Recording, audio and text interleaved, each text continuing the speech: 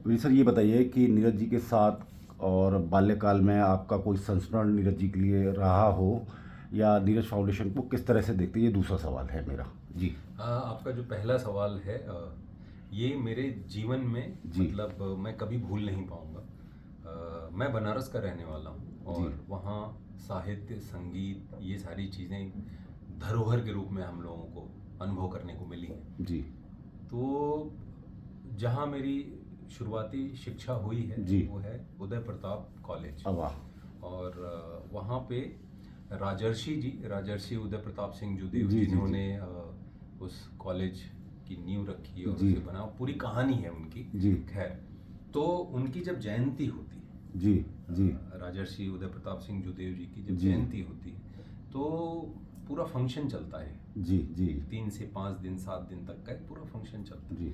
उसमें कवि सम्मेलन का आयोजन क्या भी बात है। एक जी बड़ा फंक्शन होता था। जी तो मुझे याद है महाकवि गोपाल दास नीरज जी जी आने वाले थे जी और पापा मुझे लेके गए जी और पिताजी का ये था कि नहीं चलो।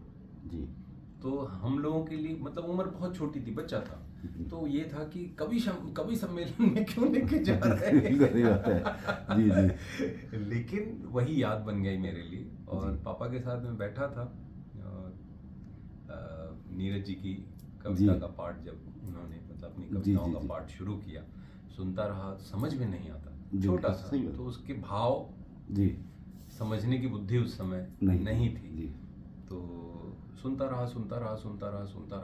और मैं सबको देखता था तो लोग जी बहुत चाव और खुशी से, तो मुझे पता नहीं कुछ समझ नहीं आ रहा था और धीरे धीरे मैं फिर सो गया। हाँ।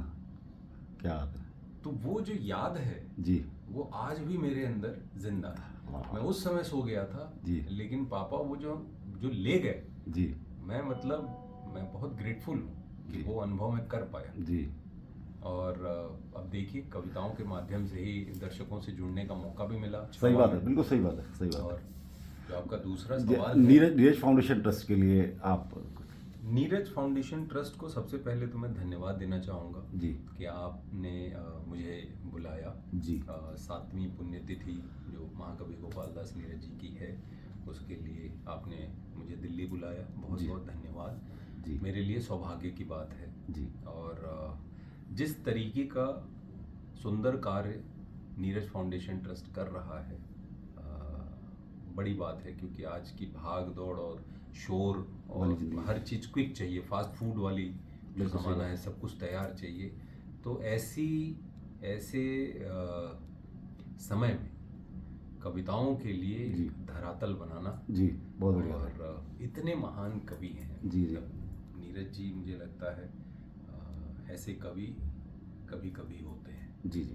तो उनकी रचनाओं को लोगों तक नीरज मैं एक फाउंडेशन रचना भी ट्रस्ट, उनकी आपसे सुनना चाहूँगा। हाँ, तो आप तो देख जिस लीजिए। तरीके से मतलब जी नीरज फाउंडेशन ट्रस्ट जिस तरीके से जी लोगों तक नीरज जी की कविताओं को पहुंचा रहा है, जी तो उसके लिए मैं धन्यवाद देना चाहूँगा। नीरज जी की कविता मैं जी।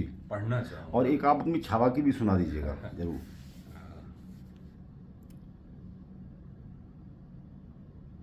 आंसू जो सुन। ये एक बड़ी सुंदर कविता जी है जी जी उनकी, और शब्द भी सुंदर हैं और भाव समझेंगे तो और सुंदरता समझ आएगी। जी आंसू जब सम्मानित होंगे मुझको याद किया जाएगा। आंसू जब सम्मानित होंगे मुझको याद किया जाएगा। जहां प्रेम का चर्चा होगा मेरा नाम लिया क्या जाएगा। बात है, क्या बात है। मान पत्र मैं नहीं लिख सका, वाह। मान पत्र मैं नहीं, नहीं लिख वाह, सका। वाह। राजभवन के सम्मानों का मैं तो आशिक रहा जन्म से, सुंदरता के क्या बात है, दीवानों का। क्या बात। लेकिन था मालूम नहीं ये, जी लेकिन था मालूम नहीं ये, केवल इस गलती के कारण सारी उम्र भटकने वाला मुझको शाप दिया क्या जाएगा। लेकिन था मालूम नहीं ये, केवल इस गलती के कारण सारी उम्र भटकने वाला मुझको शाप दिया क्या? जाएगा। तो अद्भुत रचनाएं हैं नीरज जी एक की। छावा की आप मुझे और थोड़ी सुना दें। छावा की हाँ, एक कविता में जी 4 लाइनें हैं। जी हाथी घोड़े तोप तलवारें, जी फौज तो तेरी सारी है। जी हाथी घोड़े तोप तलवारें फौज तो तेरी सारी है, जी।